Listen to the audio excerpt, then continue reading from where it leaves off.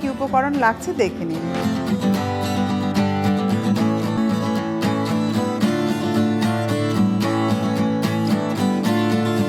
আমি এখানে কাজী ফার্মস কিচেনের বার্গার পেটিটা ব্যবহার করছি।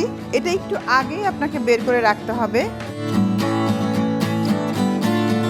তারপর একটা প্লেটের উপর আমার যা যা উপকরণ লাগছে মিশিয়ে নিচ্ছি। একটা সাইডে আমি ময়দা নেব, অরেঞ্জ ক্রাম নিচ্ছি একটা পাশে,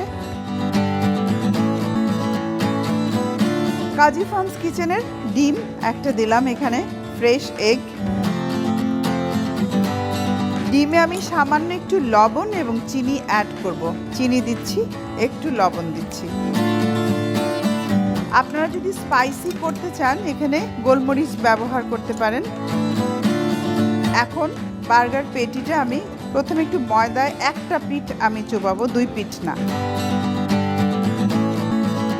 একটা ডিম দিলাম আমি, 2টো করে বার্গার পেটি লাগবে, জাস্ট এই।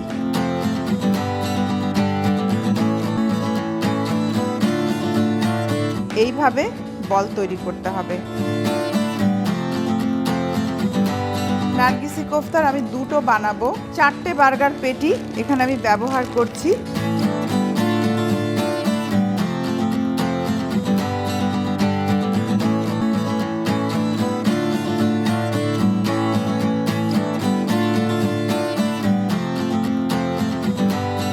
আসলে কোফতা বানানোটা অনেকেই মনে করেন যে অনেক কঠিন কাজ।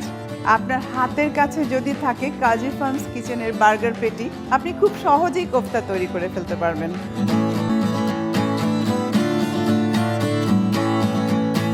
ইফতারিতে দেখা যায় একটু ভাজা জিনিস কিন্তু ভালো লাগে, আর সারাদিন রোজা রাখার পর একটা প্রোটিন কিন্তু অত্যন্ত প্রয়োজন। আমরা এখানে ডাবল প্রোটিন পাচ্ছি। কাজী ফার্মস কিচেনের বার্গার পেটি তো আছেই, তার সাথে যাচ্ছে একটা বয়েল এগ। হাফ পিস খেলেই সারাদিন রোজা রাখার পরে যে প্রোটিনের চাহিদা থাকে সেটা কিন্তু পূরণ হয়ে যাবে।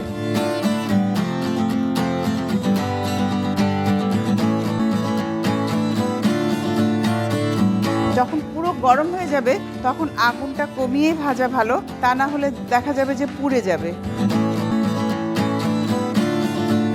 প্রায় হয়ে এসেছে, বেশ ক্রিস্পি একটা ভাব এসেছে, কালারটাও সুন্দর। চুলাটা আমি বন্ধ করে দিচ্ছি। ভাজা হতে হতে আমি সার্ভ করার জন্য প্লেটটা রেডি করে নিচ্ছি। এখানে আমি একটু লেটুস পাতা রেখেছি আর একটা টমেটো দিয়ে ফ্লাওয়ার করে নিয়েছি।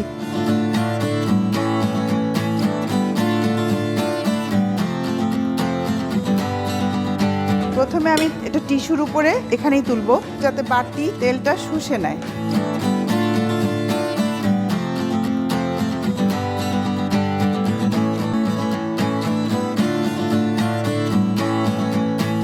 সার্ভ করতে হবে এইভাবে। তৈরি হয়ে গেল আমার কাজী ফার্মস কিচেনের বার্গার পেটি দিয়ে নার্গিসি কোফতা। পরিবারের সবাইকে নিয়ে এই নার্গিসি কোফতা তৈরি করে উপভোগ করবেন। দেখা হবে আবারও। সুস্থ সুন্দর আনন্দে থাকুন।